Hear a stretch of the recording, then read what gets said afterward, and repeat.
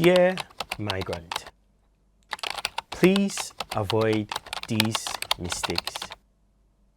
No, go back. Dear migrant, please avoid these costly mistakes.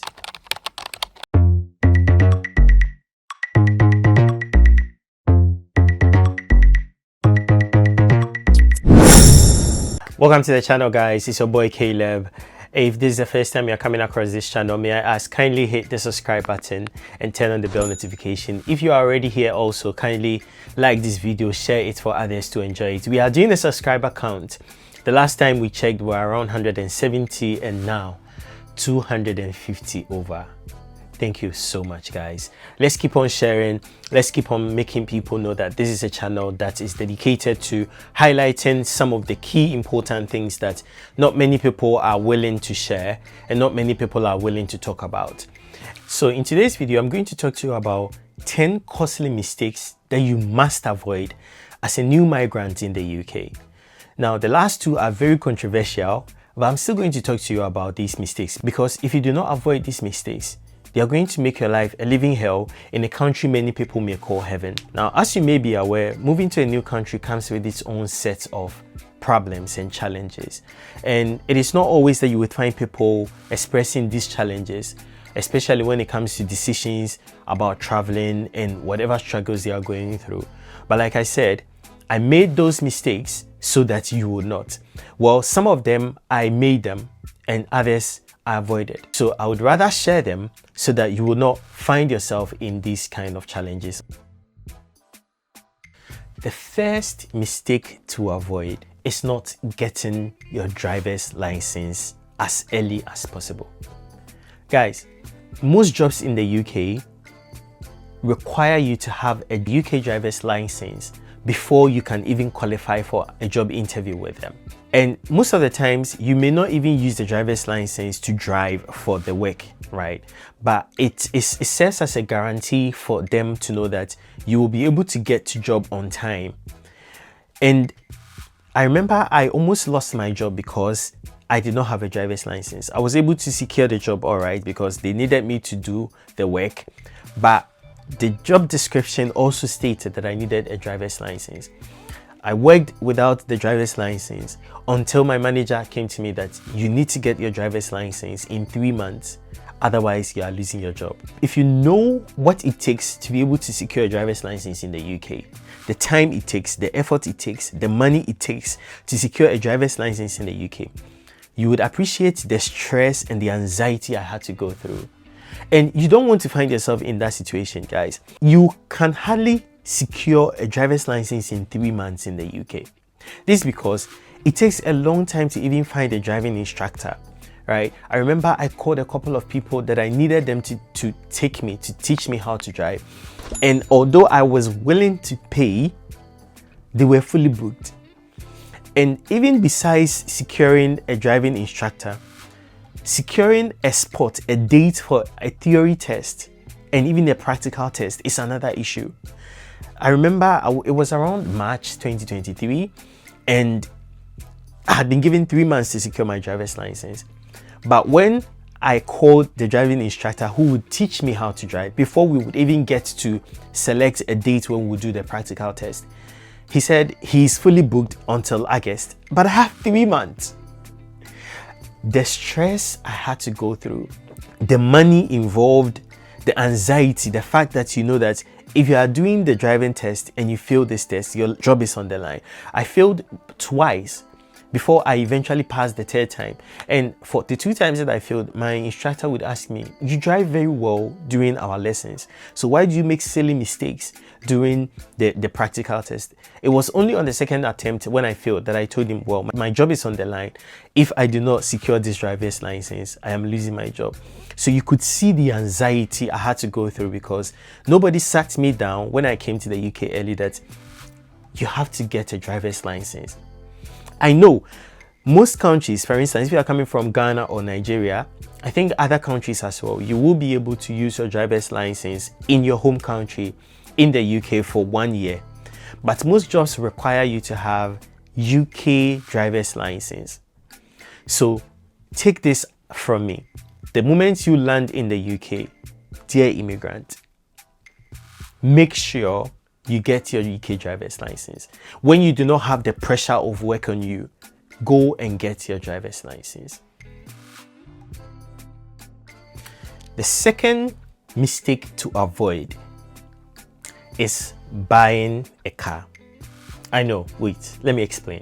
It is very important to get a driver's license, but getting a driver's license does not mean you should buy a car. See, every penny matters in the UK or when you travel, right? Take advantage of the public transport. That is a little easier when it comes to going to wherever you are going, and you are able to save money with it, instead of going to buy a car that you do not need. Now, I know you are saying that, but you just told me to get a driver's license. Yes, getting a driver's license has its own reason, and I've explained the reason why you need a driver's license. But that does not mean you should go and buy a car that you do not need.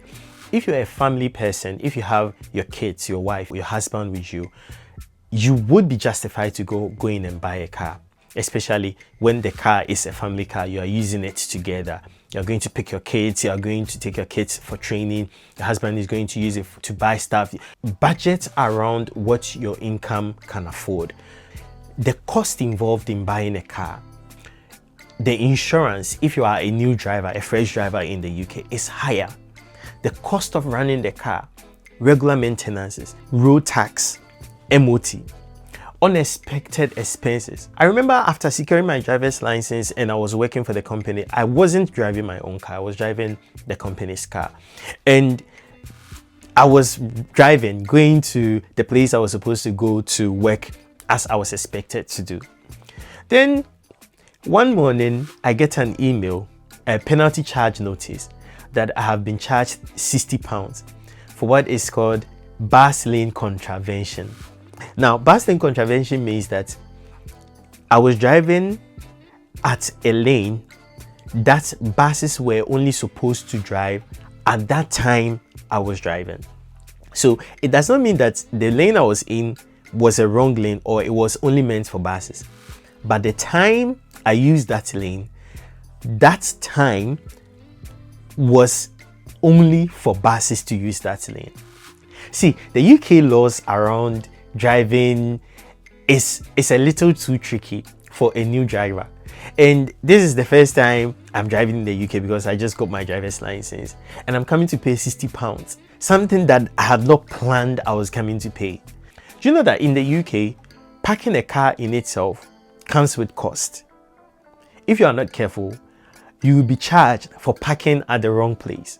So when you look at your financial situation and when you look at your goals, like you have money to save, some of us have monies to send to people back home, you are probably saving for a mortgage, there are other things, then all of a sudden, because you secured a driver's license, you want to go and get a car. Please avoid this mistake. I was lucky enough not to enter or not to get myself into this mistake, but I know a couple of people I've spoken to that told me, see, this car I got had no benefit to me financially because I could use the train, I could use the bus. The UK transport system, the public transport system, is very reliable for the most part. So if you are living at a place where you are alone, you don't have kids, you don't have a wife or a husband, where you can easily walk to a train station, a bus station to get a bus or a train, I think you are better off using that rather than buying a car, which is going to give you extra cost. Please, migrant, avoid this mistake. The third mistake to avoid is moving into an expensive apartment. Now, I do not know everybody's income, but the rule of thumb is that you would not spend more than 30 to 40% net income on rent. Already, rent is going to be one of the highest expenditures of your month. Now, I know how fanciful it is to be living in the big cities, in the Londons, in the Birminghams, in the Manchesters. But you cannot tell me that you cannot secure the kind of job you are doing in those cities anywhere else in the UK. They are remote jobs, as a matter of fact.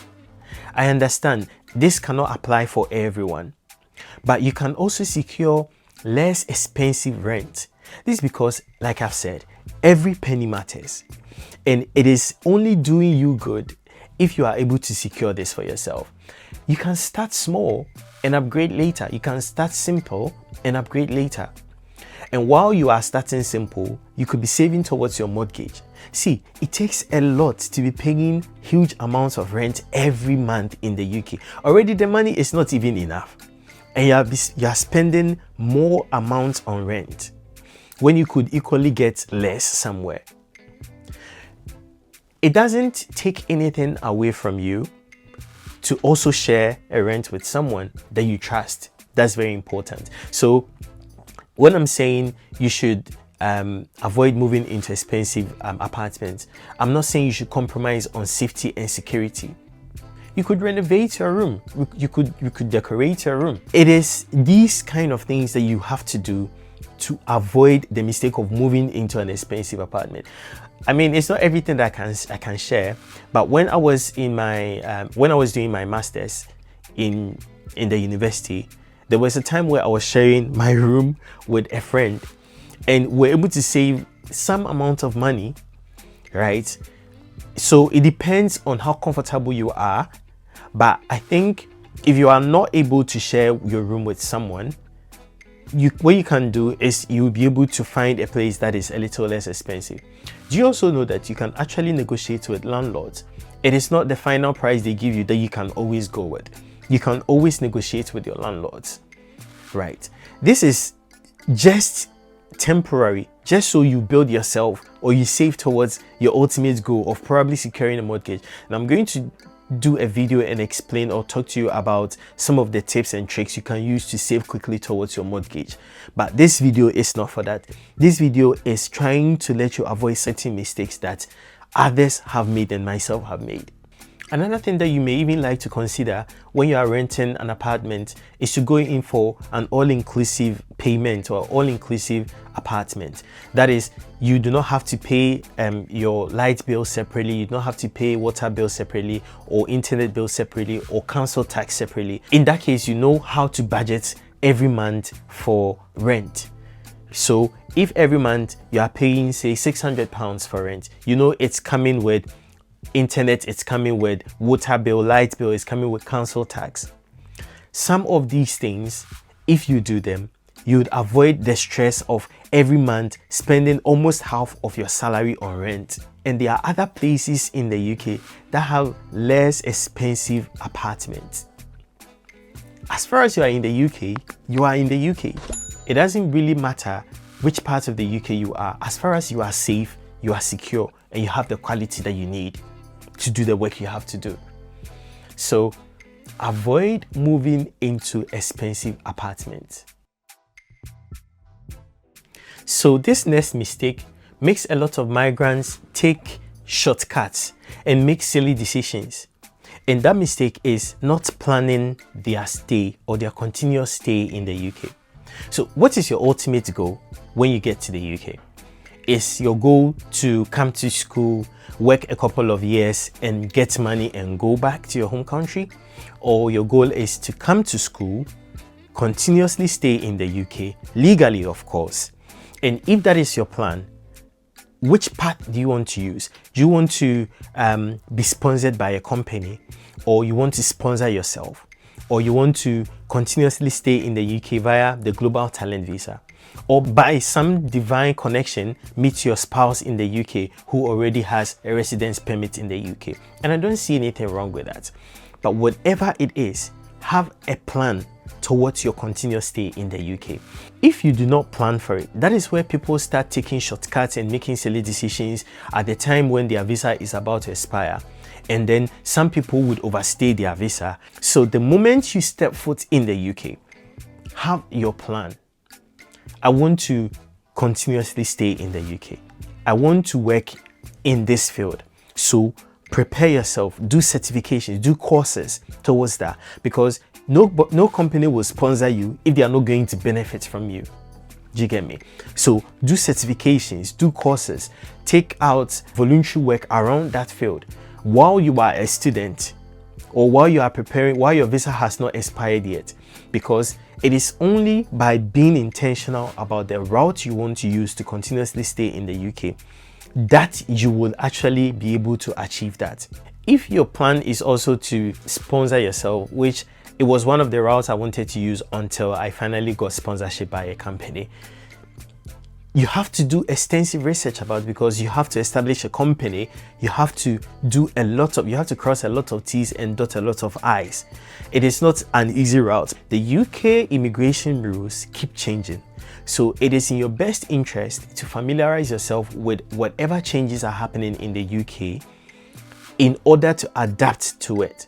Otherwise, it will get to about 1 month or 2 months before your visa expires, and you are now scrambling. You don't know what to do. You don't even have a lot of savings. What am I going to do? Then you start making silly decisions.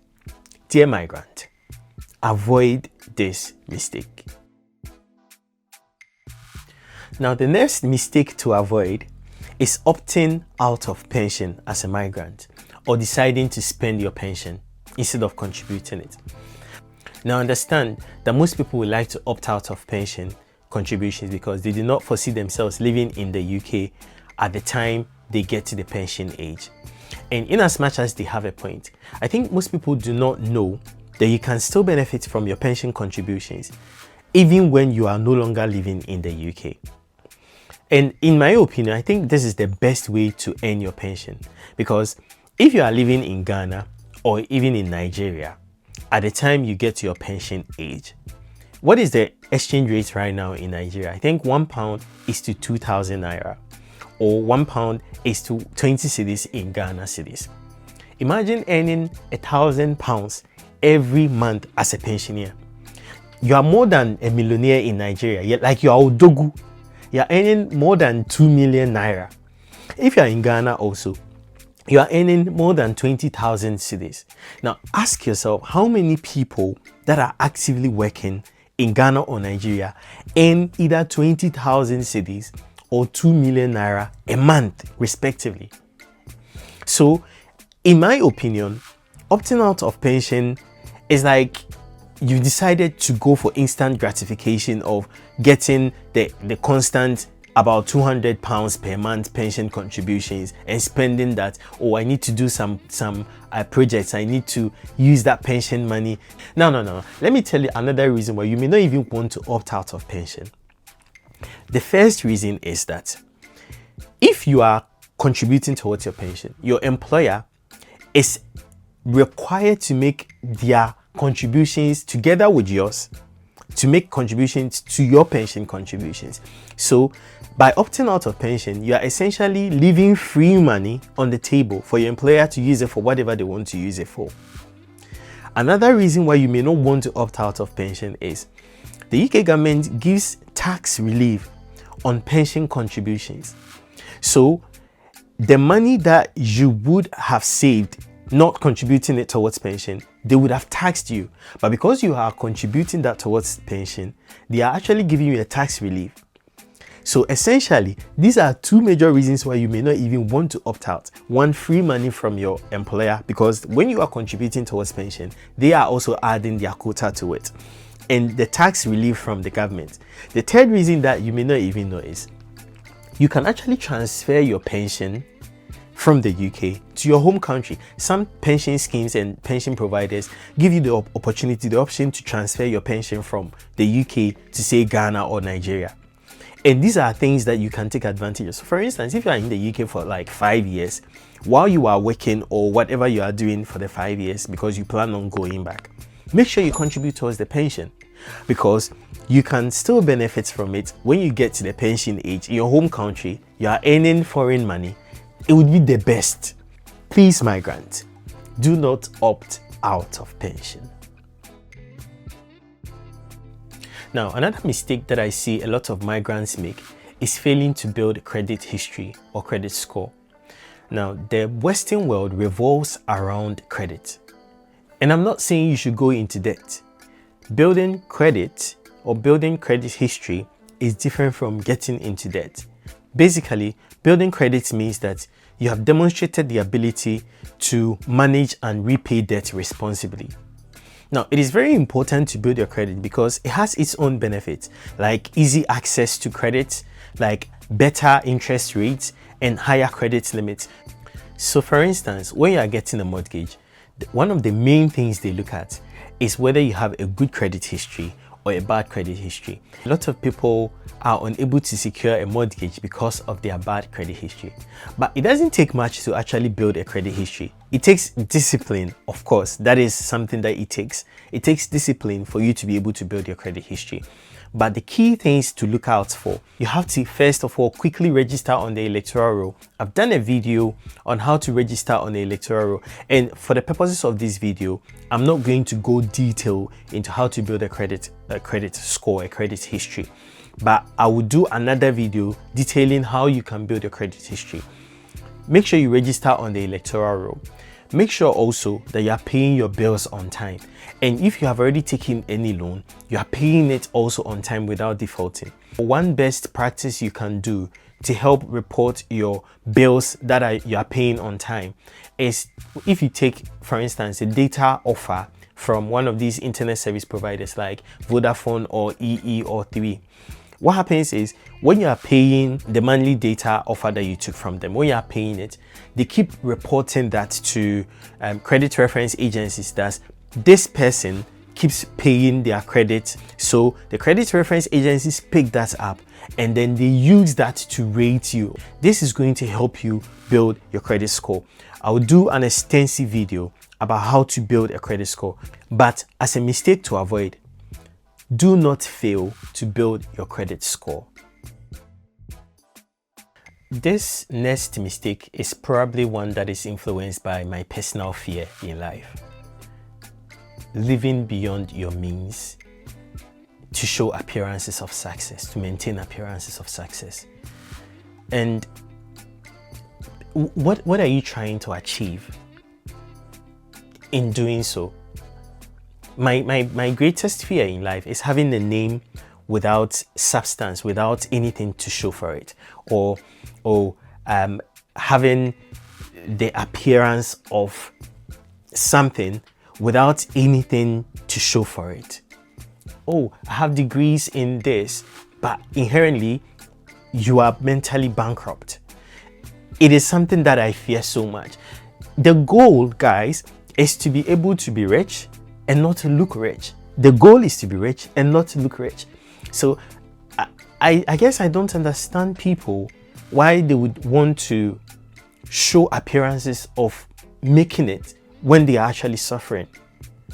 Don't go beyond your means to prove a point that you are making it only to suffer. Like, it might sound a little harsh, but it makes no sense to me, right? Please avoid this mistake.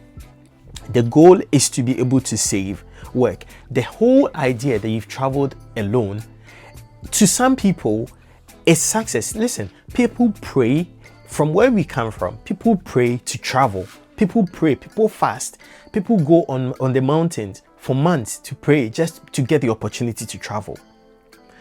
And you have traveled, you've gotten that opportunity that people are looking at as a successful opportunity. What else do you want to prove to people? You don't need to go beyond your means just to prove any point that you are successful. Just live a simple life. It is not cool to have the appearance of success and inherently be suffering. So this is something that is being influenced by my personal fear, but I guess this is a channel that I share my personal experiences. So it is okay to chip this in as part of the mistakes that immigrants should avoid. You're not in a competition with anybody. Who cares? Okay, somebody will say, what? Why are you living like? Live your life. I guess it's not everybody this can be for, but at least I would voice my opinions about certain things, like trying to prove a point to people that have traveled and have made it. It's nice if you have made it, but you don't have to break the bank to look nice, to show people that you have made it. It defeats the purpose of success itself. But this is not a philosophical class. I guess I'm just so worried to see a lot of people trying to prove a point to people that they have made it, and inherently they have not. They are trying to flaunt, see my new phone. Meanwhile, you are owing. Or, oh, see, I have a car. Meanwhile, you cannot even maintain that lifestyle. So I'm not even talking about people that are lying about the lifestyle they have, like, okay, like this is my phone and it is not their phone. Those are different group of people that we can talk about them. But I'm talking about people that are going beyond their means, like breaking the bank. You have to avoid it. Otherwise, it's going to cost you financially. This is my humble plea to you. Please avoid this. So the next mistake brings me to one of the favorite things I really like to talk about. This mistake is focusing so much on job security instead of job dignity. Now, if you've watched the first video I ever posted on this channel, when I was talking to you about how long I've been in the UK and the struggles and the challenges I've been through, I spoke of job security and job dignity. And I explained that as a migrant, it is sometimes okay to get by doing any available job to secure yourself. Because when you need money, you have to secure yourself, like find some job that will give you security, right? But it is not cool, it is not okay to continue to remain in the job that gave you job security if that does not align with your career ambitions, or it does not align with your financial goals. So if the job that you got that gave you job security is actually the job that aligns with your career ambitions, maybe you wanted to be a project manager, and the first job you got to give you job security was actually the same job that aligns with your career, then that's fine. But most of migrants find ourselves in a situation where, especially if you come to school first or you come with via other routes, you realize that finding a job is a little difficult. So you would do any other job at all, maybe some cleaning, maybe some warehouse, maybe any other job that you can find, just to be able to get some money and to get by. But the mistake most migrants make is the moment they get into that job that gives them job security, they get lazy and they get happy that they are getting money. Now, don't get me wrong, every job is very important, because trust me, as far as you are in the UK and you are getting paid, it is the best. But I think everyone has ambitions in life. If you are a student, for instance, and you just finished with school and you've secured a job that does not really align with the career ambitions you have, you want to quickly transition to a job that can give you that career ambitions, because first of all, you may want to be sponsored by a company, and that company would require experience and skill. So the moment you find yourself doing a job that just gives you security, make sure you start preparing yourself, doing certifications, doing courses. Prepare yourself enough to transition quickly, because your opportunity to be sponsored will not come when you are in that job that just gives you security and money, but it would come in the preparation of a job that gives you that career ambition. Make sure you transition to a place where you can feel like you can grow. This is a better spending of my time. This aligns with my career ambitions. This is what I mean by not focusing so much on job security and focusing on job dignity. I hope you avoid this mistake, because it will be worth it to avoid it. So the last but one mistake to avoid as an immigrant is the controversial topic of black tax. Now, I'm not saying avoid black tax. What I'm saying is, do not be overstretched by the expectations of black tax, or do not overcommit to black tax. So for those that do not know what black tax is, it's an informal financial obligation that diasporan black professionals contribute towards their families, the extended families back home.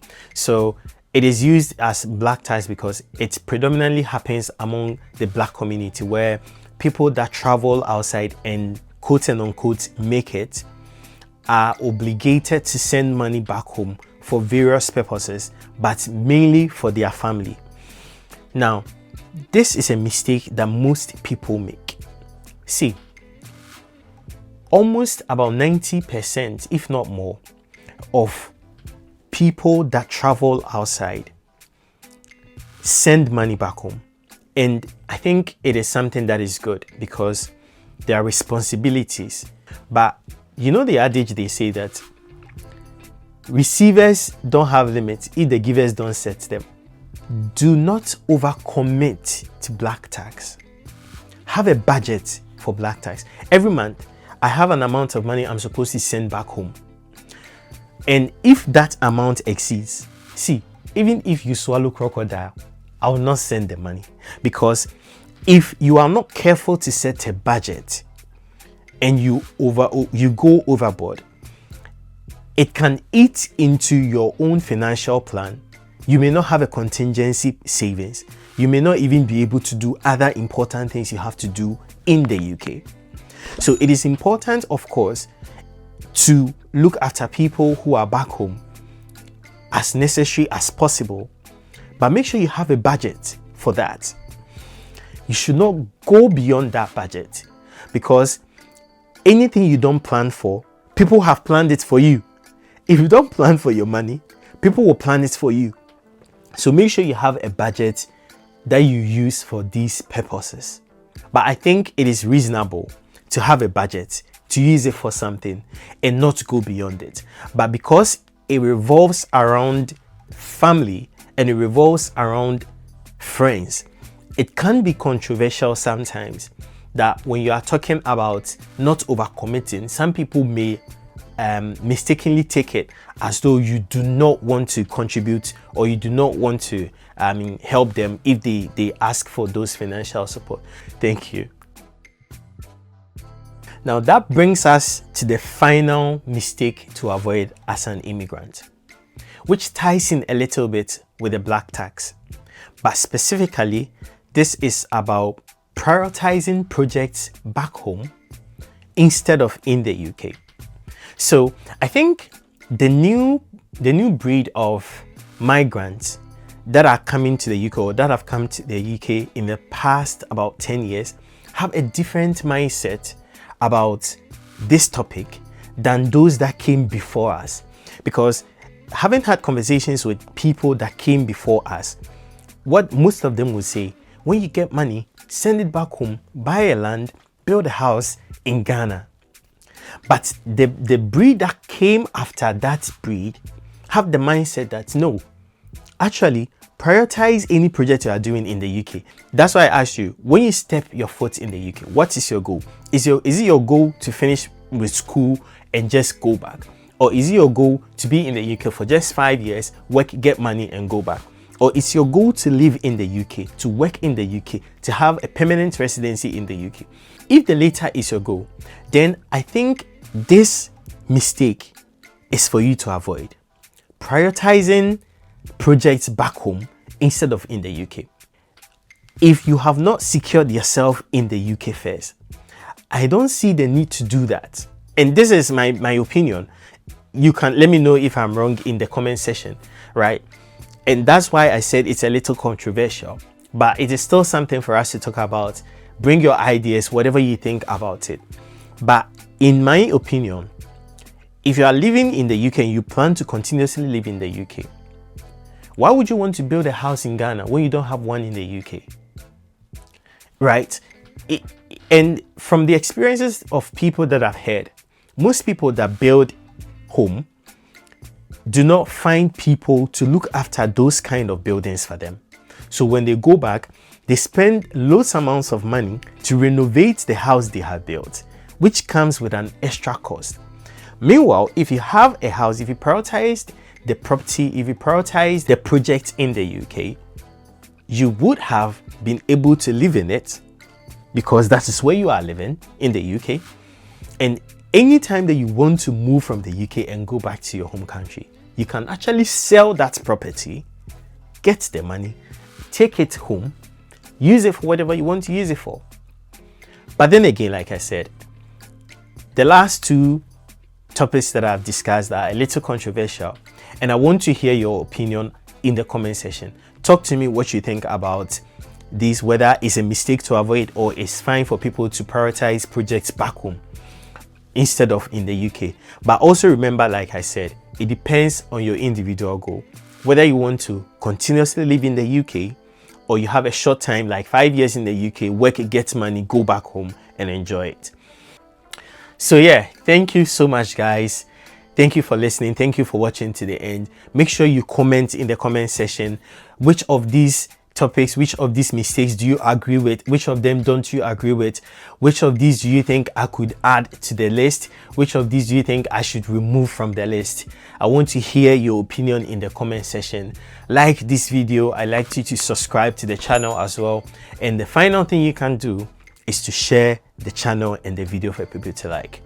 Check out other videos I've done on the channel and you would love it. Thank you so much. I will see you in another video.